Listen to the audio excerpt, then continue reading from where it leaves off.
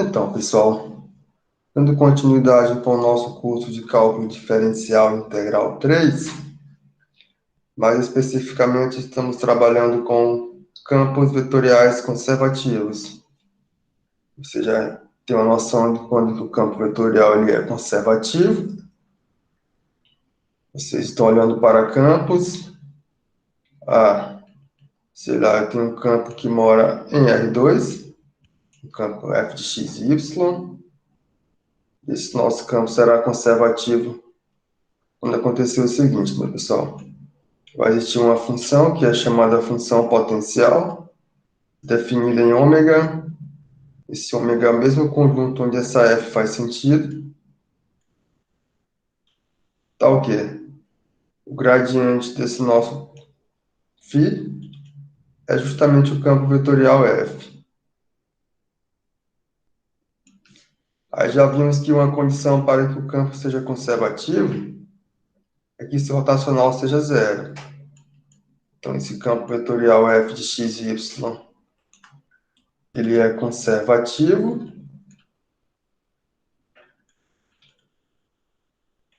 O que foi que vimos? O rotacional desse campo, ele é nulo. A recíproca não é verdadeira. Vocês viram um exemplo de um campo com rotacional nulo, porém esse campo não é conservativo. Aí, continuando, pessoal, o que vamos definir agora? Então, seja f, essa minha f sai de ômega contida em Rn chegando em Rn, um campo vetorial contínuo em um aberto ômega, de tal modo que para quaisquer vou tomar pontos A e B que pertencem a esse nosso ômega. Existe uma função contida em ômega, uma função não, uma curva, pessoal, contida em ômega, onde as extremidades são A e B. Temos que um conjunto ômega como esse, ele será chamado de um conjunto conexo por caminho.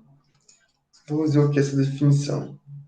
Vou exemplificar aqui em R2, para facilitar a visualização para vocês. Então, aqui eu tenho o nosso R2.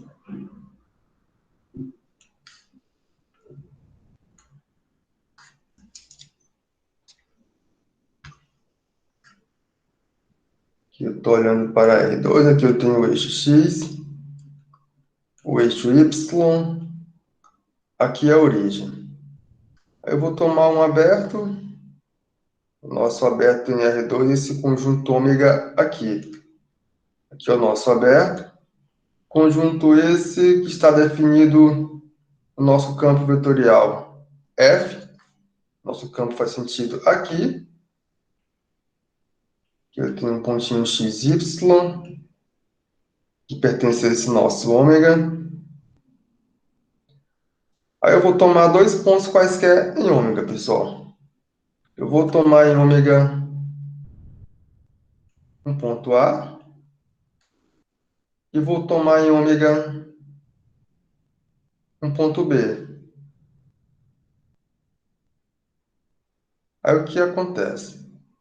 Se para quaisquer dois pontos como esse que eu considerei, mas quaisquer dois pontos mesmo, pessoal, eu garanti que existe uma curva totalmente contida em ômega que liga esse ponto A até o ponto B, por exemplo, uma curva como essa, aqui é a nossa gama. Se isso aqui acontece, eu estou diante de um conjunto conexo por caminho. Então, esse nosso ômega com essa condição aqui, ele é um conjunto conexo por caminho. Por exemplo, você pode olhar aqui para, vou considerar novamente o R2. Deixa eu olhar aqui para o R2.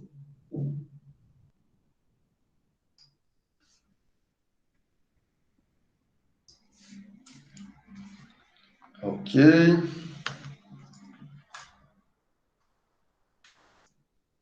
Aqui eu tenho o eixo do X. Aqui o eixo dos y. Aqui eu tenho a origem. Eu vou considerar o seguinte subconjunto de R2, pessoal. Vou considerar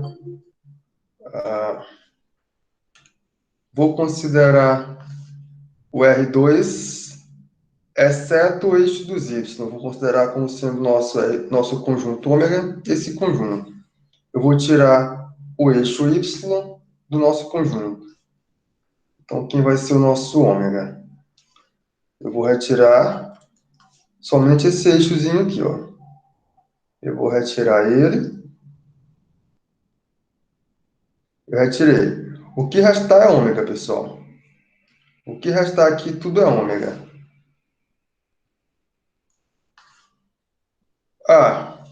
Deixa eu anotar aqui por ômega em vermelho.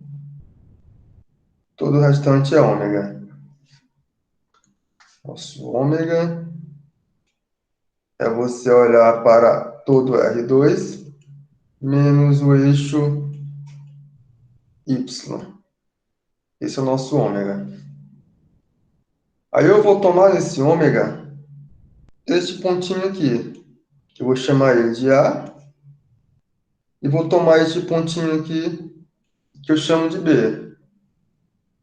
Percebam, para esse ponto A e esse ponto B que eu considerei no nosso ômega, eu não consigo uma curva totalmente contida em ômega ligando esses dois pontos, pessoal.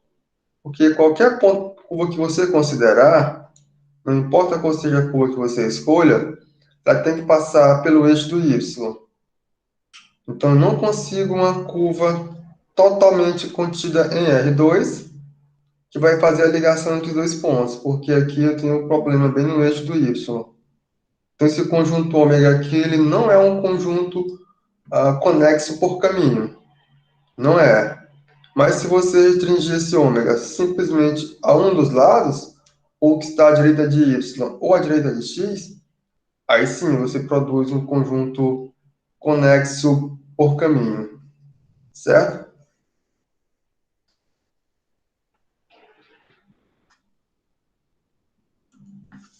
Então, esse ômega aqui, esse ômega é igual a R2 menos o eixo do Y, ele não é conexo por caminhos.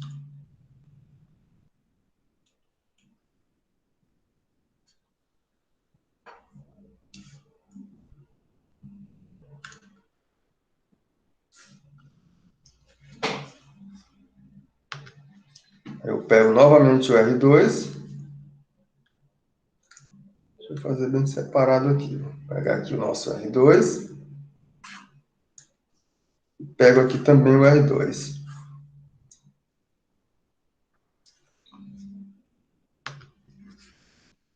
Aqui eu tenho o eixo do X. Aqui eu tenho o eixo Y. Aqui é a origem. O eixo do X. O eixo do Y. E a origem. Aí aqui eu vou considerar o nosso ômega, pessoal, como sendo o R2 menos... Melhor, vou considerar como sendo o conjunto todo x e y que está em R2, tal que o nosso x ele é menor do que zero. Então, nosso ômega aqui será esse conjuntinho aqui, pessoal. Será formado por todo x e y. Vocês sabem que esse conjunto é o R2 menos o primeiro e quarto quadrante. Vocês sabem muito bem disso.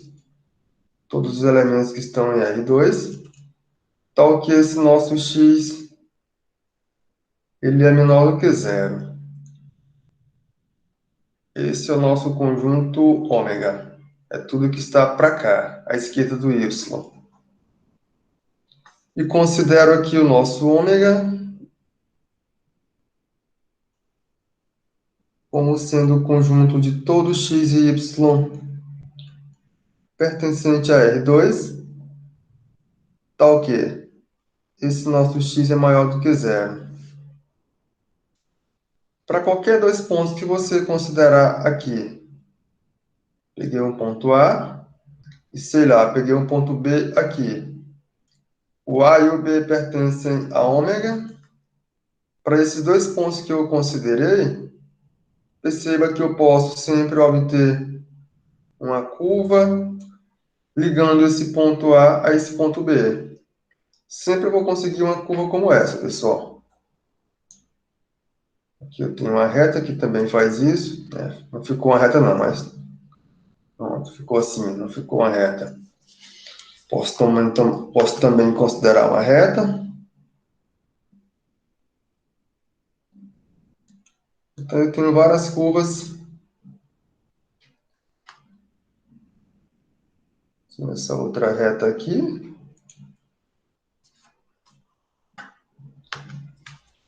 Então eu consigo sempre uma reta ligando o ponto A e o ponto B. A mesma coisa eu posso olhar para cá.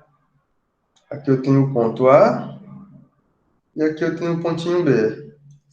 Para esse ponto B e esse ponto A aí em ômega, é imediato que eu consigo sempre uma curva que vai ligar esse ponto A esse ponto B.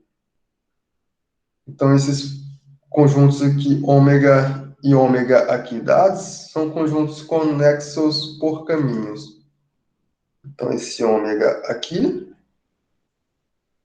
que é formado por todos x e y que pertencem a R2, tá o quê? O meu x é menor do que zero. E esse outro ômega como sendo o conjunto de todos x e y que moram em R2. Tal que esse meu x ele é maior do que zero. São conexos por caminhos.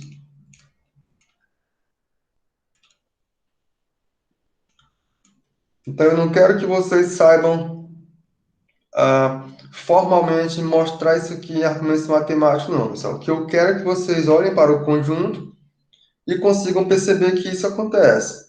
É isso que eu quero. Aí eu olhei para o conjunto, eu posso perceber que nesse conjunto, se eu tomar dois pontinhos quaisquer, eu consigo ligar esses dois pontos por uma curva que está contida no conjunto. Conseguir enxergar isso? Tá bom demais. Você consegue perceber que esse caminho, que esse conjunto, ele é conexo por caminho.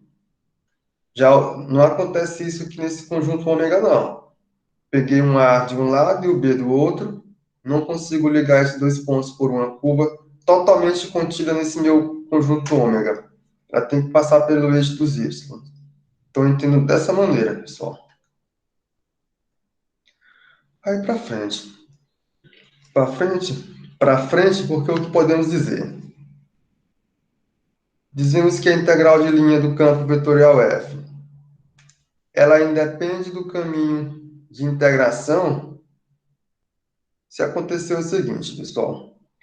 Se quaisquer que sejam os pontos A e B que moram nesse meu ômega, porque ela independe do caminho de integração em ômega, se para quaisquer pontos A e B que moram em ômega, quando eu calcular a integral de linha desse meu campo vetorial f, quando eu faço essas continhas, esse valor será o mesmo para qualquer curva que eu considerar sendo C1 por partes. Essa curva eu vou chamar gama, que sai de um intervalo AB chega em ômega, onde esse meu gama no ponto A é igual a Azão e gama no ponto B é igual a Bzão. É isso que vai acontecer. Se vale para uma curva C1 por partes, vocês já sabem que isso vale para uma curva de classe C1. Porque se a curva é de classe C1 por partes, ela é uma curva de classe C1. Vamos ver aqui, pessoal, o esboço. Vamos ver o que está acontecendo. Aqui eu tenho o eixo do x. Aqui eu tenho o eixo do y. Aqui eu tenho a origem. Aí eu tenho um campo vetorial F. Esse meu campo está definido em um conjunto ômega. Aqui é o nosso conjunto ômega, pessoal. Aqui é ômega. Nesse ômega eu tenho um campo vetorial F. Vamos fazer aqui, faço novamente o R2 para significar que esse campo vetorial F está definido em ômega, chegando até aqui, pessoal. Aqui tem a origem. Tudo isso aqui será a imagem do nosso ômega por F. Esse conjunto é justamente F aplicado em ômega. Então, eu tenho uma F que sai desse nosso ômega e chega até aqui. Pronto. Esse campo vetorial, o que acontece? Eu vou olhar para ele, aí eu vou calcular a integral de linha, pessoal. Eu vou calcular a integral desse campo ao longo de uma curva, que é a integral de linha, onde essa minha curva, não vou escrever o domínio dessa não, vou escrever o domínio dela. Vou fazer assim, pronto. Tá aqui. Aí aqui eu tenho A, aqui eu tenho B. Aí, pessoal, eu vou tomar esse pontinho A aqui e vou tomar esse pontinho B aqui. Aí esse ponto A e esse ponto B, eu considero uma curva gama. Tá aqui a gama. Essa curva como sendo uma curva de classe C1 por partes, onde gama no ponto Azinho aqui é o A maiúsculo, gama no ponto Bzinho é o B minúsculo. Se para qualquer curva que eu considerar, pessoal, qualquer curva mesmo, eu posso escolher uma outra gama aqui, ou eu posso escolher uma outra gama aqui, ou eu posso escolher essa outra gama aqui. Já foram todas as cores, falta só o azul, né? Ou então eu posso escolher essa outra gama aqui. Perceba, eu escolhi várias curvas. Calculo a integral desse meu campo vetorial F ao longo de qualquer uma dessas curvas.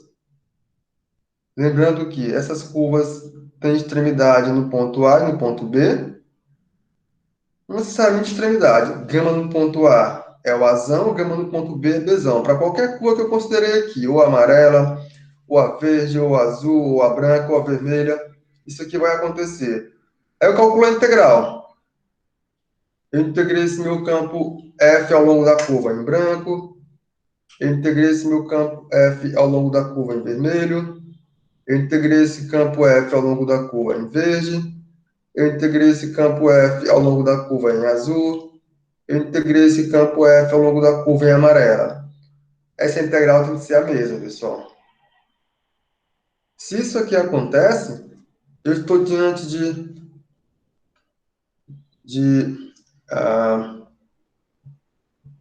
como é que digo? Dizemos que essa integral de linha desse meu campo, ela independe do caminho de integração. Então, eu estou diante disso. Ou seja, qualquer caminho que você considerar, qualquer curva de classe C1 por partes, onde a imagem desse ponto Azinho coincide com o ponto A maiúsculo, a imagem do ponto Bzinho coincide com B maiúsculo, a integral desse meu campo vetorial F, ela permanece exatamente igual se eu integrar utilizando a definição de integral de linha.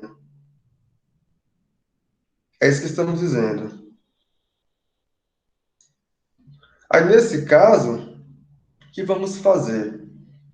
Vamos denotar a integral de linha desse campo vetorial F ao longo dessa minha curva gama, onde ela é curva de classe C1 por partes, da seguinte maneira. A notação será essa, pessoal. Isso significa a integral do campo vetorial F ao longo de uma curva gama, onde essa minha curva é uma curva de classe C1 por partes, e não importa a curva que eu considerar, esse valor aqui será o mesmo. É isso que eu estou dizendo. Então, aqui é a integral de AB de um campo vetorial F ao longo de uma curva gama. Isso aqui significará isso quando essa integração aqui aconteceu. A integral de linha do campo F independe do caminho. Quando a integral de linha do campo F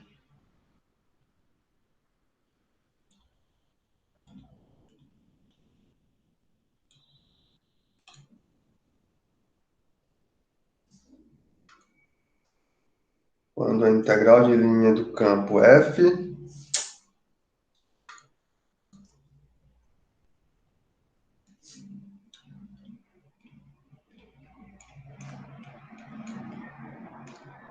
ela independe da curva ou do caminho. Colocado o caminho de integração, né? Ela independe do caminho de integração.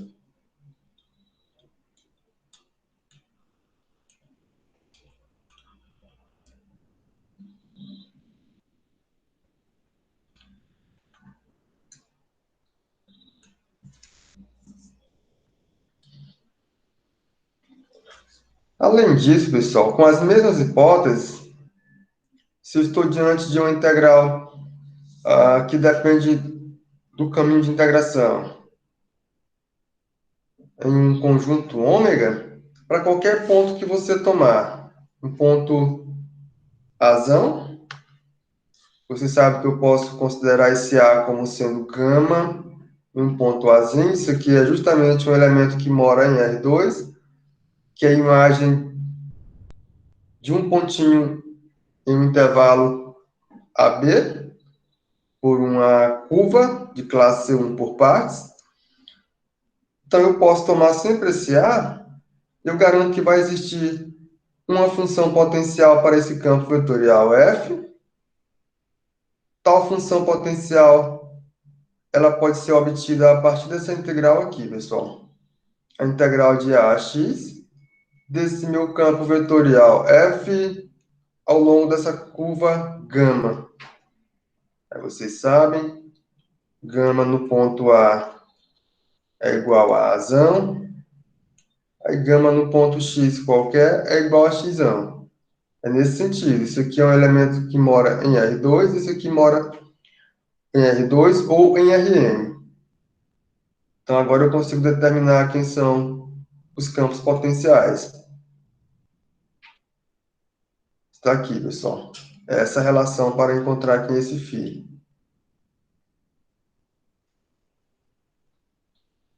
Aí uma outra notação é a seguinte. Se o campo vetorial F ele for integrável ao longo de uma curva fechada, agora a minha curva é fechada, então eu vou denotar a integral de linha desse meu campo vetorial F, pessoal. Aí tomem cuidado, porque a notação ela pode aparecer quando eu considerar a integral de linha, ou seja, eu vou integrar esse meu campo vetorial F ao longo da curva gama.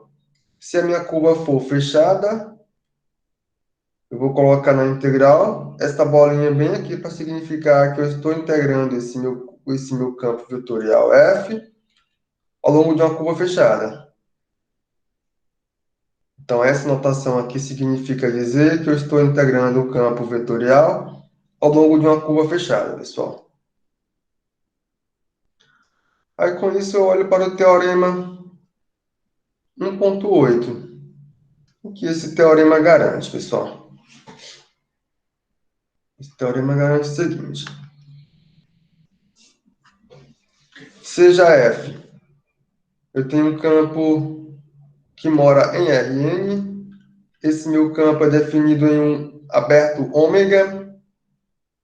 Esse meu campo, ele é um campo vetorial contínuo. Esse ômega, além de ser aberto, ele tem que ser conexo por caminho. O que é ser conexo por caminho, pessoal? Quaisquer dois pontos que eu considerar em ômega, quaisquer dois pontos mesmos, eu consigo sempre uma curva ligando esses dois pontos, e essa curva está totalmente contida em ômega. Então, nessa circunstância, as seguintes afirmações são equivalentes. Esse meu campo vetorial, se ele é conservativo, então a integral de linha desse meu campo vetorial f, pessoal, ao longo de qualquer curva fechada, onde essa curva é uma curva de classe 1 por partes, contida em ômega, é zero. Então, você já sabe que a integral de linha desse meu campo vetorial f ao longo de uma curva fechada de classe 1 por partes, totalmente contida em ômega, é igual a zero. Isso aqui vai implicar que a integral desse meu campo vetorial f ao longo de qualquer caminho que eu considerar, de qualquer curva que esteja contida em ômega, ela será a mesma. Ela independe do caminho que eu escolher, pessoal. Se isso aqui acontece, eu ganho novamente que o campo ele é conservativo. Então, aqui é uma equivalência. Ou seja, é conservativo, então eu garanto que a integral de linha ao longo de qualquer curva fechada de classe 1 por partes, contida em ômega, é zero. Isso aqui vai implicar que essas integrais aqui dependem do caminho de integração que eu estou escolhendo. E mais, isso aqui implica novamente que f é um campo conservativo. Ou seja, isso aqui vai implicar novamente a expressão I.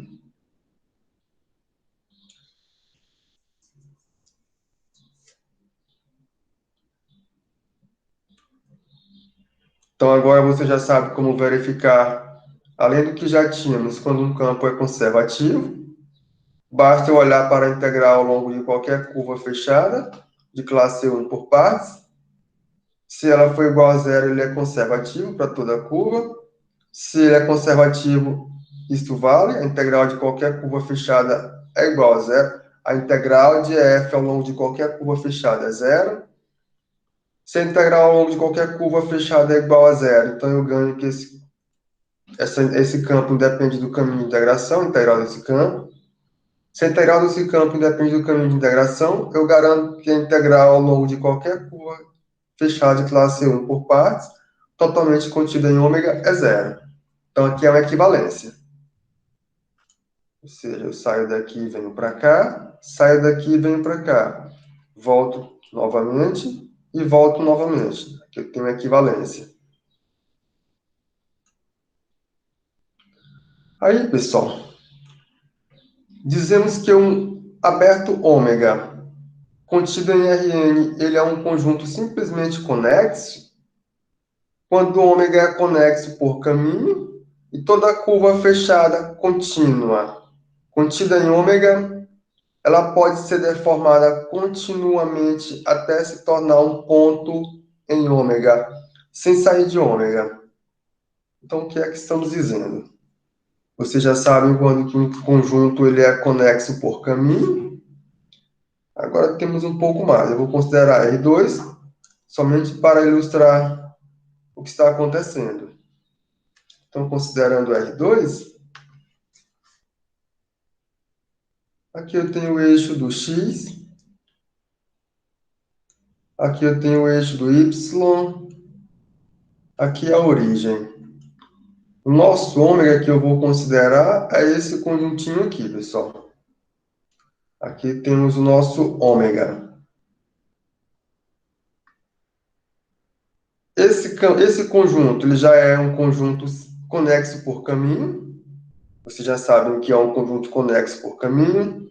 quaisquer dois pontos, eu posso ligar esses dois pontos por uma curva, e essa curva está totalmente contida em ômega. Aí agora, o que eu vou fazer? Eu estou dizendo que esse meu conjunto ele é simplesmente conexo, quando aconteceu o seguinte: além de ser conexo por caminho, qualquer curva fechada, pessoal, que você considerar totalmente contida em ômega, sei lá, peguei essa curva fechada aqui, está aqui, que eu tenho uma curva gama, é uma curva fechada, totalmente contida em ômega. Eu posso vir todo o tempo diminuindo essa curva, pessoal. Eu venho diminuindo ela sem encontrar nenhum obstáculo. Eu venho diminuindo ela sem encontrar nenhum obstáculo. O que é esse obstáculo? São partes desse meu ômega, melhor, são partes de R2 onde o ômega não faz sentido. Aqui que mora a continuidade é aqui. Ou seja, eu venho deformando ele, venho deformando, todo tempo continuamente. Eu não encontro nenhum obstáculo, ou seja, eu não encontro nenhum ponto onde essas minhas curvas não fazem sentido. Eu venho deformando esse meu conjunto até ele virar um pontinho, pessoal. É isso que estamos fazendo. Então, eu deformei essa minha curva em um ponto. Eu consegui fechar ela. Ela já é fechada. Eu fui todo tempo encolhendo até ela virar um ponto. Conjuntos como esses aqui são chamados conjuntos simplesmente conexos.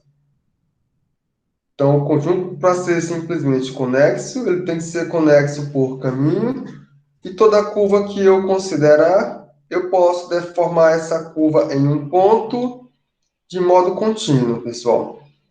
De modo contínuo é que eu não vou encontrar nenhum ponto de obstáculo dentro de ômega, não. Por exemplo, aqui temos como exemplo o conjunto Rn. Eu vou ilustrar com R2. O conjunto R2, ele é um conjunto simplesmente conexo. Deixa eu fazer aqui o R2.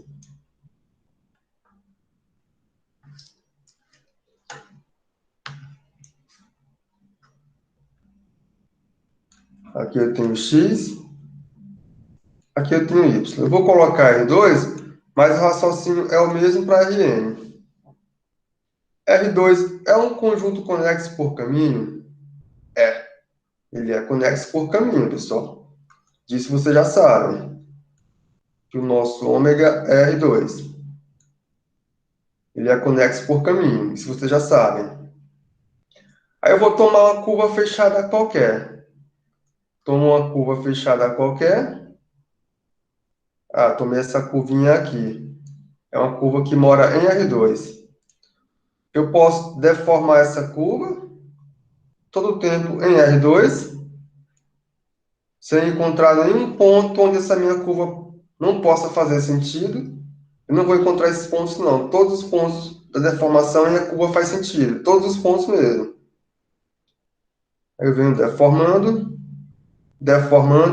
até essa minha curva ômega, minha curva gama virar um ponto. Eu posso tomar esta outra curva aqui, que eu chamo ela de gama. Eu venho deformando esta curva. Eu venho deformando esta curva, até essa minha curva virar um pontinho, pessoal. Então, aqui são exemplos. R2, R3 e Rn são conjuntos simplesmente conexos, pessoal. Professor, como é que eu vejo uma curva como essa? Você pode tomar especificamente, por exemplo, se você olhar para a curva, vou tomar aqui a curva gama T. Quem é a nossa curva gama T? A nossa curva gama T será R cosseno de T, R seno de T. Por exemplo, essa curva gama T, se você olhar para essa curva, ela é simplesmente circunferências, centrada na origem e raio R. Aqui são exemplos. Aí o que eu vou fazer? Eu vou deformar essa curva. o que é deformar essa curva? Que o nosso raio R é maior do que zero.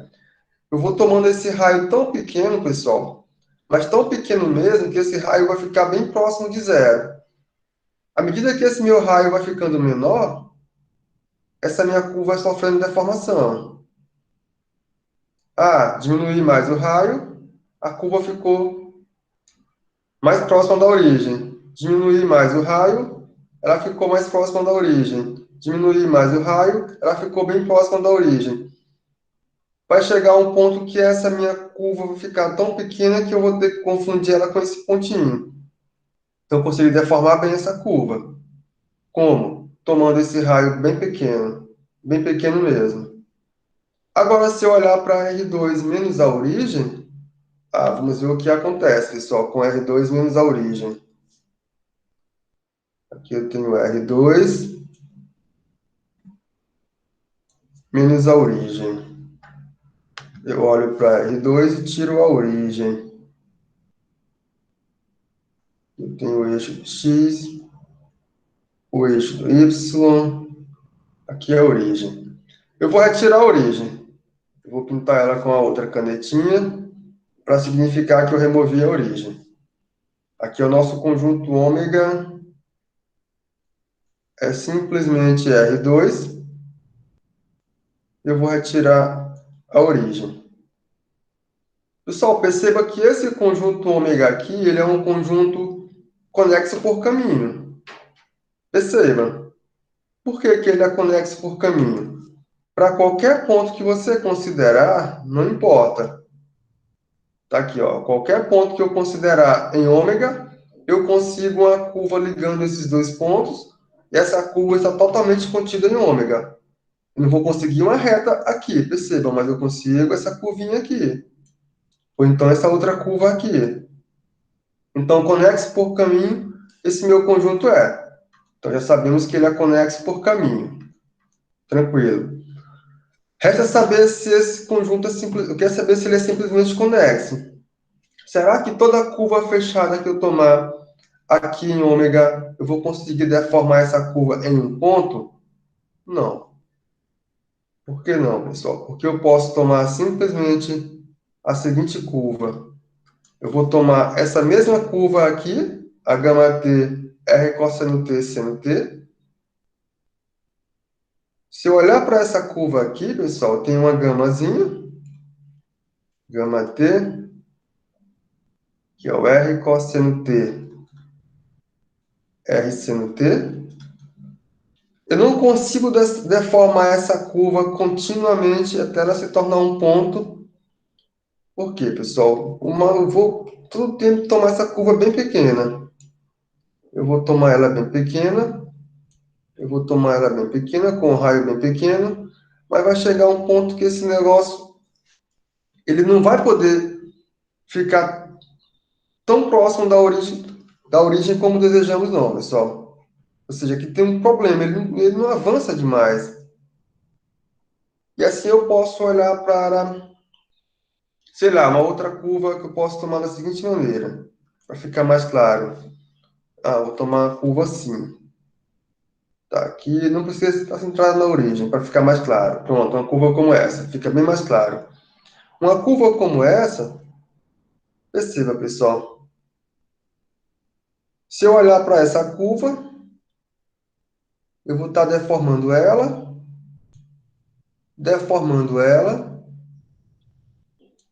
Só que vai chegar um instante que eu estou deformando ela tanto que ela vai ter que passar pelo zero.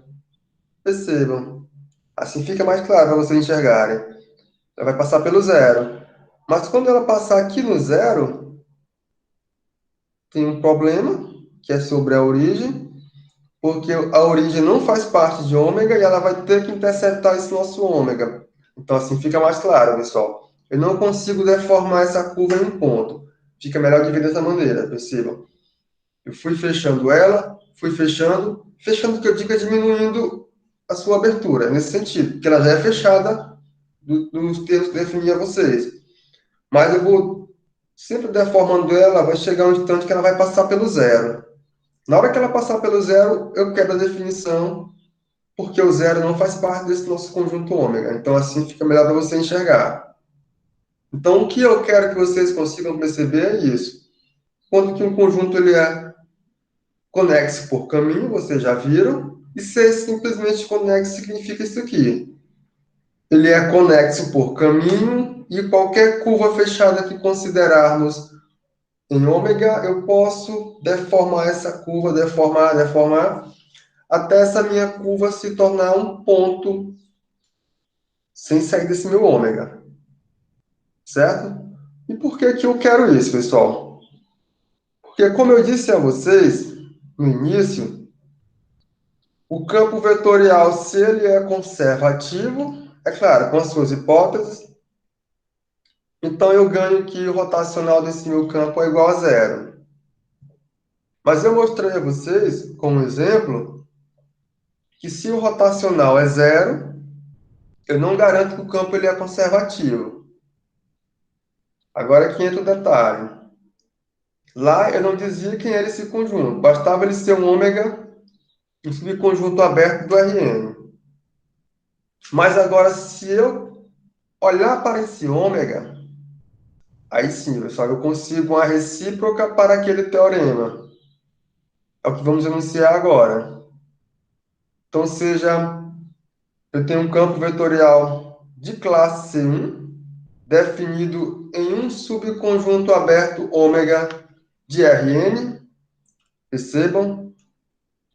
Esse meu campo vetorial está definido em ômega, esse meu ômega é aberto. Esse campo vetorial tem que ser de classe C1, pessoal. Aí agora, pessoal, esse ômega tem papel fundamental aqui. Porque se ômega for simplesmente conexo e o rotacional desse meu campo vetorial for igual a zero, então eu garanto que esse campo vetorial ele é um campo conservativo, pessoal. Percebam. Então agora, para você decidir se um campo vetorial ele é conservativo ou não, as contas ficaram bem melhor, porque você vai olhar para o conjunto ômega, perceber se esse ômega é simplesmente conexo, isso vocês já sabem fazer, e em seguida calcular o rotacional do campo. Calculei o rotacional, é zero? É. Ah, então esse meu campo vetorial ele é um campo conservativo, pessoal. Então agora, se você olhar para aquele mesmo esquema do rio, eu tinha o rio, aqui está o nosso rio, aí aqui é o sentido que a água flui no rio. É nesse sentido aqui, é nesse sentido aqui. Aí tínhamos um barquinho, está aqui o nosso barco, e ele desceu esse rio todo tempo seguindo o curso da água. Aí, pessoal, agora eu quero saber se eu vou controlar aqui a velocidade com que esse meu barquinho desce esse rio, seguindo esse fluxo, através do campo vetorial F. Aqui significa a velocidade do barco. Aqui é a velocidade do barco.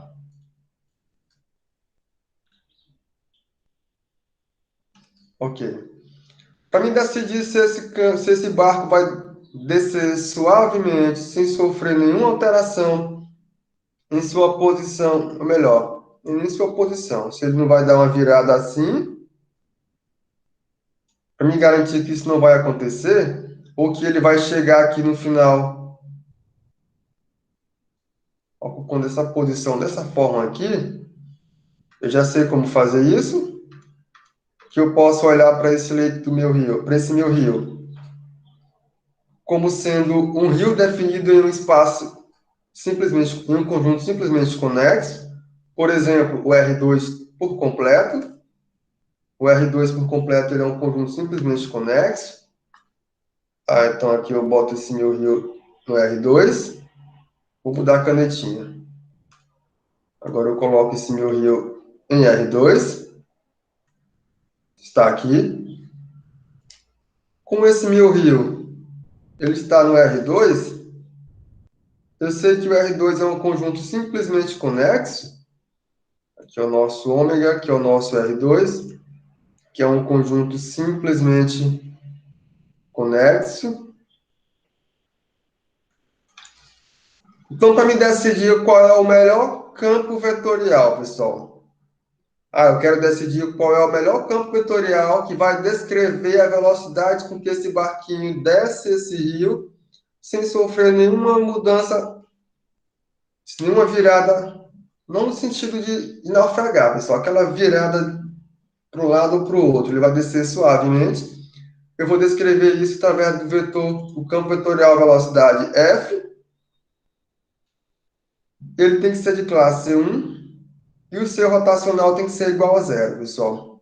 Então, agora sim, rotacional do campo vetorial F igual a zero, continha essa que vocês sabem como fazer, vai implicar que esse barquinho vai descer suavemente esse rio, pessoal. Eu garanto que F de x e y é um campo conservativo. Conservativo. É claro, esse campo tem que ser o campo de classe C1, pessoal. Certo? Então, agora sim, você consegue controlar a velocidade com que esse barquinho desce de um modo tranquilo e suave, pessoal. Você já sabe que campo vetorial que eu posso considerar. Os campos vetoriais a considerar são esses. Vamos ver aqui um exemplo com os númerozinhos. Se vocês olharem para esse campo vetorial F aqui, que é o campo menos y sobre x ao quadrado mais y ao quadrado, x sobre x ao quadrado mais y ao quadrado. Eu mostrei a vocês que esse campo não é conservativo se eu olhar para R2 menos a origem. Percebam, ele não é conservativo lá, eu fiz essa continha para vocês. Mas agora, se eu olhar para esse campo vetorial, pessoal, não mais em R2 menos a origem, eu vou olhar para ele aqui, nesse conjunto de todo x e y que pertence a R2, tal que o meu x é maior do que zero e o meu y é maior do que zero. Eu vou olhar para ele agora aqui. Porque se eu olhar para ele em R2 menos a origem, eu já vi que ele não é conservativo. Aqui eu tenho a origem. Eu quero que x seja maior do que zero, está para cá. E eu quero que o y seja maior do que zero. Então, o nosso ômega é esse conjuntinho aqui, pessoal. Aqui é o nosso conjunto ômega, é esse conjunto aqui. É o primeiro quadrante do nosso plano XY. Esse é o nosso conjunto ômega. Nesse conjunto ômega aqui, esse campo vetorial ele é conservativo. Por que esse campo vetorial é conservativo, pessoal? Por que esse campo vetorial ele é conservativo nesse ômega? Então, aqui é o nosso ômega.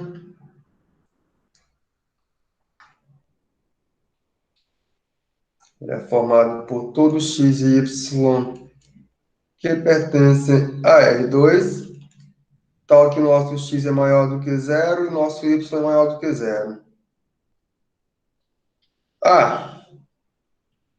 Esse nosso ômega aqui, dado dessa maneira, ele é um conjunto conexo por caminho. Verdade que ele é um conjunto conexo por caminho? Verdade. Qualquer dois pontos que você considerar aqui em ômega, mas quaisquer dois pontos mesmo, você vai conseguir ligar esses pontos através de uma curva totalmente contida em ômega. Então, esse meu conjunto ômega é um conjunto conexo por caminho. Além disso, qualquer curva fechada que eu considerar em ômega, vou tomar uma curva fechada em ômega, essa curva aqui, vou chamar ela de gama. Eu posso deformar essa minha curva continuamente. Eu posso deformar essa curva até essa curva se tornar um ponto. Eu posso fazer isso sem sair de ômega e sem encontrar nenhum ponto onde essa minha gama deformada não faz sentido.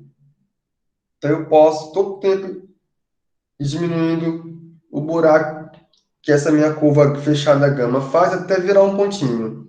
Isso dentro de ômega.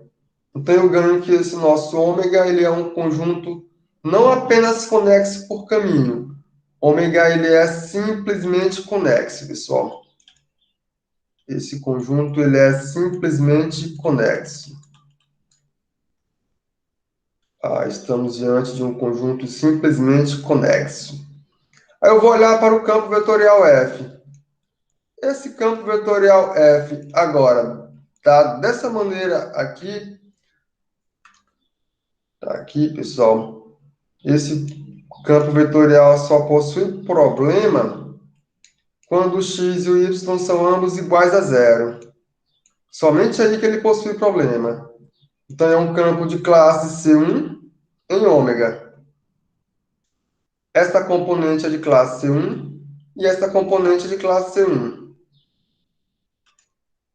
Campo de classe C1 no aberto ômega, aberto simplesmente conexo. Agora eu vou olhar para o rotacional. A constante rotacional já fizemos. Então, como o rotacional desse campo vetorial F é igual a zero, então, pelo teorema anterior, conseguimos concluir que esse campo vetorial F ele é um campo conservativo, pessoal. Ele é conservativo. Aí, com isso, você consegue concluir que a noção de ser conservativo depende também não apenas da cara do campo, mas do conjunto onde esse meu campo está sendo considerado, pessoal. Então, todos esses cuidados devem ter sido levados em conta. O campo é de classe 1, o ômega é um conjunto simplesmente conexo, aberto, claro. Aí, em seguida, eu olho para o rotacional. Consegui enxergar o rotacional? É zero? É. Então, esse meu campo ele é conservativo. Aí, vocês pensam no barquinho e esses campos vetoriais como sendo campos que vão descrever a sua velocidade. Sendo que o barquinho não vai virar. Virar que eu falo não no sentido de transbordar. De transbordar não é de naufragar. É no sentido de, sei lá, o vento veio e ele fez isso ou isso. Não, ele vai continuar todo o tempo, ele vai seguir o curso. Ou seja, ele não vai fazer assim, ou ele não vai fazer assim, pessoal. É nesse sentido que eu de virar. Se ele partiu aqui, ele vai seguir o curso do rio até chegar no final, sem fazer isso, ou isso, ou isso em nenhum instante. Então, eu entendo dessa maneira. Então, agora ficou fácil para vocês. Que você já sabe quando o campo vetorial é de classe 1. Isso vocês já viram. Vocês já viram quando que um conjunto ele é simplesmente conexo. Também vocês já sabem. E vocês sabem calcular o rotacional de um campo de olho fechado, eu tenho certeza. Então, agora ficou bem fácil para vocês, pessoal. Certo? Aí, para concluir o capítulo, vamos olhar para cá. Ou seja, eu vou olhar para um campo vetorial F e vou considerar inicialmente esse meu campo em R2. Já sabemos que se o campo mora em R2, podemos considerar as componentes desse campo como sendo uma P, que depende de x e y, e uma Q, que também depende de x e y. Esse meu campo definido em ômega. Então, pessoal, eu posso reescrever esse meu campo vetorial em termos dos vetores direcionais, o I e o J. Eu posso escrever esse campo vetorial como sendo P vezes I mais Q vezes J. Vocês entendem muito bem o que é isso, né, pessoal? Vocês sabem que isso aqui... eu estou representando F de x e y como sendo P de x e y vezes o vetor 1, 0 mais Q de x e y vezes o vetor 0, 1. Vocês sabem disso. Então, eu só reescrevi o meu campo vetorial. Aí daí, pessoal, Se ganho é uma curva de classe C1, ou de classe C1 por partes, então o que vai acontecer? Quando eu quero integrar esse campo vetorial F ao longo de uma curva como essa, é simplesmente integrar cada uma dessas componentes do meu campo vetorial. No caso, a P, eu integro ela ao longo dessa minha curva gama, dx, e em seguida eu integro a componente Q ao longo da curva gama, dy. Então, isso eu posso fazer. Fazendo isso, eu vou olhar para a seguinte expressão, pessoal. Eu vou olhar para essa expressão aqui, P de x e y dx mais Q de x e y dy. Eu tirei isso de onde? A expressão que eu chamei de 10.1. Eu tirei daqui do integrando. Daqui foi que eu retirei essa expressão. Eu retirei daqui, eu vou olhar para ela apenas. Está aqui.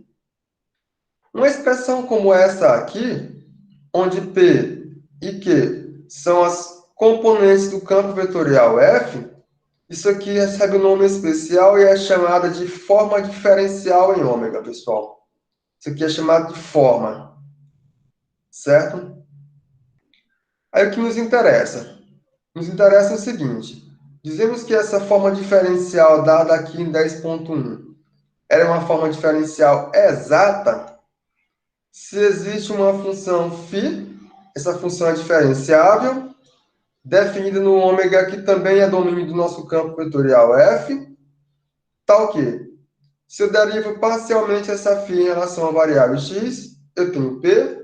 Se eu derivar parcialmente essa φ em relação à variável y, eu tenho Q. Aqui para todos os pontos que moram em ômega. Então, o que estamos fazendo, pessoal? Estamos dizendo que o gradiente dessa φ é igual a P e Q, que é igual ao campo vetorial F de x e y.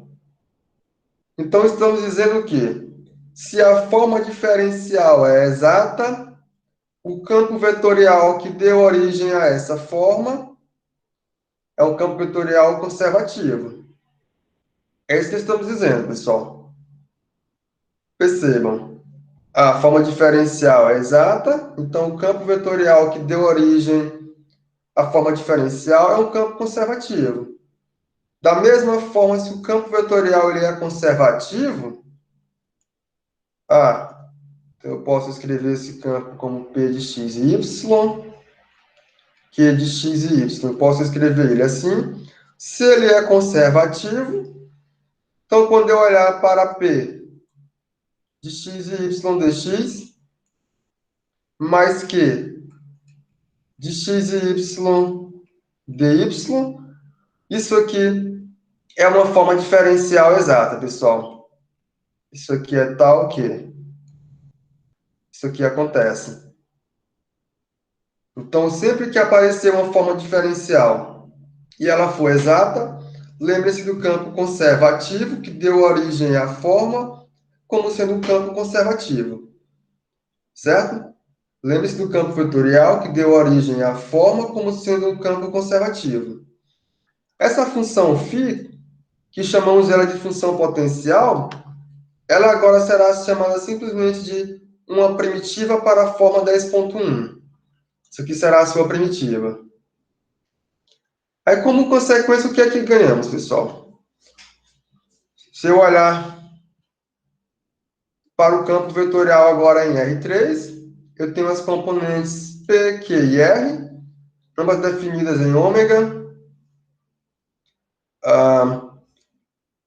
Novamente, eu posso reescrever esse meu campo vetorial em termos de P vezes a direção I, mais Q vezes a direção J, mais R vezes a direção K. Eu posso fazer isso. Só generalizar o que tínhamos feito antes, pessoal. Novamente, quando eu integrar esse meu campo vetorial F, a integral toma essa cara aqui, e essa expressão aqui, eu vou reaproveitá-la e vou conseguir definir agora uma forma diferencial em R3. Isso aqui é uma forma diferencial em ômega, onde esse nosso ômega mora em R3. Da mesma maneira, dizemos que essa forma é exata se existe uma função φ, tal que derivada parcial de φ em relação a x é p, derivada parcial de φ em relação a y é q, derivada parcial de φ em relação a z é r, para todos os pontos que moram em ômega. E essa φ é chamada de primitiva para a forma diferencial 10.2. Novamente, o que estamos dizendo, pessoal, é que o gradiente dessa φ, de x, y, z, é simplesmente P, Q, R, que é igual ao campo F de x, y, z. Ou seja, esse campo vetorial é um campo conservativo. Então, forma diferencial exata significa dizer que o campo vetorial que deu origem a essa forma é um campo conservativo. Campo conservativo dá origem a uma forma diferencial exata. Como? Basta você olhar para as suas componentes, P, Q e R, e reescreva. Reescreva ela como aqui em 10.2. Então eu estou diante de uma forma diferencial exata. O detalhe é que a 10.2 e 10.1 não necessariamente é exata não, pessoal. Para ela ser exata, o campo que deu origem tem que ser conservativo. Senão ela não é exata.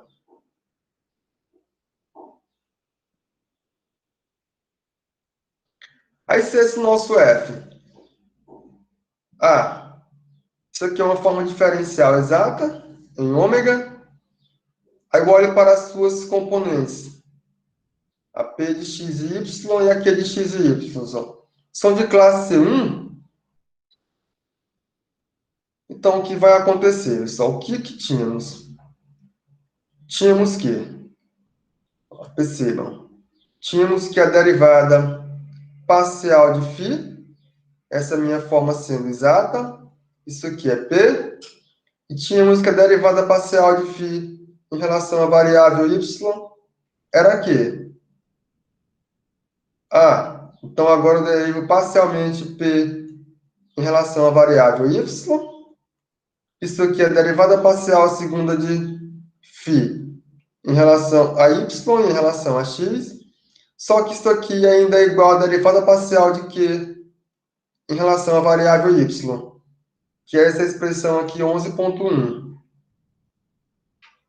Então, se a forma diferencial é exata, a derivada parcial de P em relação à variável y tem que ser igual à derivada parcial de Q em relação à variável x. Esse é o critério de exatidão que você vai olhar sem recorrer ao fato de que o seu campo vetorial é conservativo. Percebam, se o campo é conservativo, quem é o campo? Deixa eu escrever aqui. O campo vetorial é F, ele é P e Q. Se ele é conservativo, então isso aqui é verdade. Nossa forma diferencial ela é exata. Certo? Mas se você não sabe que o campo é conservativo e quer verificar se a forma é exata, então eu vou olhar para essa relação 10.1 aqui, que também me diz quando que a forma diferencial é exata, pessoal. Ou seja, quando é que o campo é conservativo. A mesma coisa eu posso fazer para um campo que mora em R3. Está aqui a expressão 12.1, que é simplesmente uma mera generalização da 11.1. É simples, o processo foi o mesmo. Foi o mesmo processo, ou seja, você olhou para dφ dx, que é igual a P, dφ dy, que é igual a Q, dφ dz, que é igual a R. Você olhou para cá, faz a mesma continha que fizemos aqui e consegue concluir que a 12.1 é verdadeira. Onde que vai aparecer forma diferencial para vocês, pelo menos em uma parte matemática que vocês estão por ver? Equações diferenciais. Lá em equações diferenciais vai aparecer para vocês formas diferenciais exatas. Vocês não vão ficar perdidos porque vocês vão saber o que é essa forma diferencial exata. É isso aqui, pessoal. Então a expressão ela parte daqui, certo? Isso vai aparecer para vocês lá. Aí, por exemplo, será que essa forma diferencial aqui ela é exata? Não sei. Vamos verificar. Ah, então, se você olhar para 2x dx mais 2y dy, se você olhar para cá, já sei quem é a P, que depende de x e y, é a 2x. Eu já sei quem é a Q, que depende de x e y, é a 2y. Aqui, pessoal, aqui eu tenho P, que depende de x e y. E aqui eu tenho Q, que depende de x e y. Qual é o próximo passo? Ou eu verifico se esse campo vetorial... Eu tenho duas opções. Temos duas opções para verificar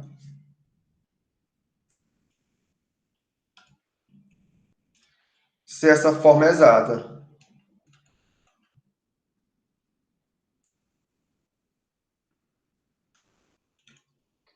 A primeira é olhar se o campo vetorial F é um campo conservativo.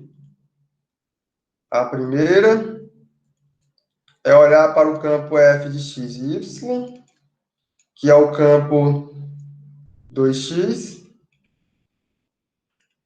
e 2y, se ele é conservativo. Ou seja, será que o rotacional desse campo é igual a zero? Essa é uma maneira, pessoal, de verificar se essa forma diferencial é exata. Rotacional é zero, porque essa minha forma está definida em R2, que é um conjunto simplesmente conexo. Esse é meu campo F de classe 1, então basta olhar se o rotacional é igual a zero. A segunda maneira é fazer o que fizemos agora há pouco aqui. Olhar para a expressão 11.1, derivar a componente P em relação a Y, derivar a componente Q em relação a X e comparar as duas. A segunda é derivar P parcialmente em relação a Y. Assim, né? A segunda, mostrar aqui. Mostrar ou verificar, tanto faz, pessoal. A derivada parcial da componente P em relação a Y é igual à derivada parcial da componente Q em relação a X.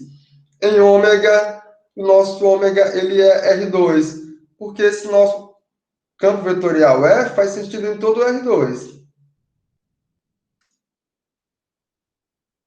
Vamos fazer com a segunda, pessoal. Eu vou usar a segunda. Então, de fato, a primeira vocês já sabem como fazer. Vou fazer com a segunda. A primeira vocês já viram. Derivando parcialmente esse campo vetorial P em relação à variável Y, a componente P em relação à variável Y, desculpem, o que eu obtenho? Eu vou estar derivando em relação à variável Y a função 2x. Isso aqui, por sua vez, é igual a zero, que é igual a eu derivar em relação à variável x a função 2y, que é a mesma coisa que derivar parcialmente a componente q em relação à variável x. Como isso aqui aconteceu, derivei parcialmente p em relação a y coincidiu com a derivada de q em relação a x, logo, a forma diferencial 2x dx mais 2y dy, ela é exata.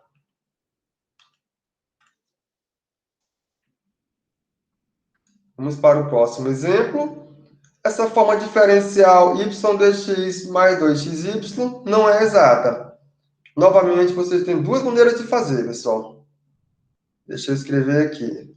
Que é para quando chegar em EDO, você dizer assim, não, eu não vi isso, o professor não deu. Não, deu. Você aprendeu duas maneiras de fazer, não apenas uma. Você aprendeu duas. Então, eu vou chamar de P P maiúsculo. O meu P de x e y é y. O meu Q de x e y é 2x.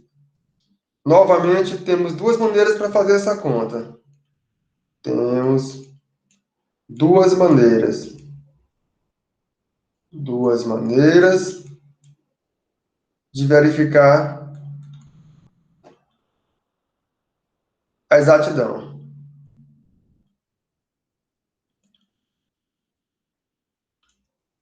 Primeira, é eu considerar o campo vetorial f de x e y, que é o campo y2x. Ficou feio, né, pessoal? É o campo y2x. Eu quero que não seja exata. Então, eu quero verificar se esse campo não é conservativo. Ele não é conservativo em ômega, onde esse nosso ômega é o R2. Esse campo é de classe 1, o ômega sendo o R2 é simplesmente conexo. Então, aqui, o que vai falhar é o rotacional, pessoal. O que vai falhar aqui é o rotacional. Vai falhar, esse rotacional será diferente de zero. Não, volta. A segunda opção de verificar é mostrar ou verificar, pessoal, tanto faz, que a derivada parcial de P em relação a y é diferente da derivada parcial de Q em relação a x, da maneira que é feito aqui. Eu vou verificar que isso aqui não acontece. Isso aqui em ômega, onde nosso ômega é todo o R2, pessoal. Tudo isso aqui em ômega, onde o nosso ômega é todo o R2. De fato,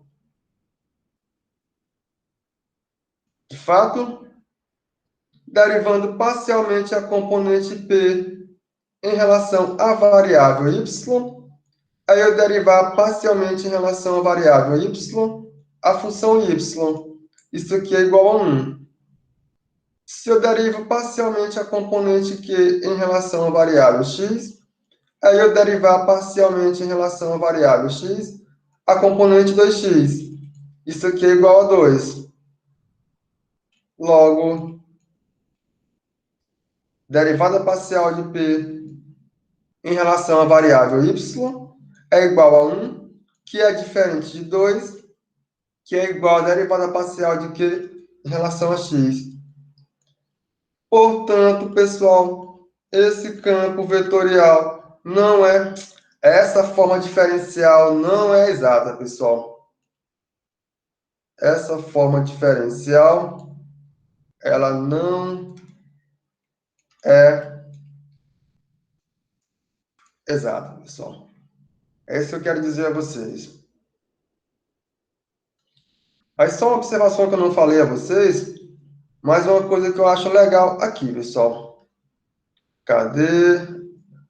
Aqui nesse teorema, que eu acho bem legal.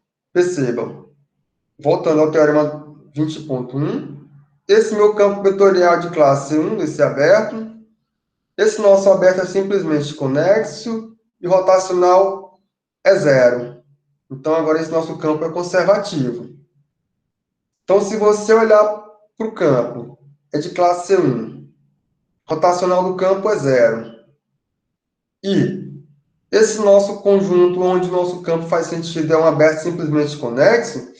Então, se você combinar aquele resultado, pessoal, com esse teorema 18.1, veja o que acontece. Combinando aqueles dois resultados, qualquer curva que você considerar curva fechada, de classe C1 por parte, totalmente contida naquele nosso conjunto ômega, que é um conjunto simplesmente conexo, tem integral igual a zero, pessoal. Isso aqui eu acho fantástico. Curva fechada. Fechada de classe C1 por partes. Agora você já sabe quanto é que dá esse valor sem fazer nenhuma conta. Vai dar zero. A outra coisa que eu acho legal é que a integral desse nosso campo vetorial, ele vai independente do caminho de integração. Esses dois itens aqui, o 2i e o 3i, eu acho fantástico, combinado com o teorema 20.1, pessoal. Eu acho isso muito legal, mas muito legal mesmo.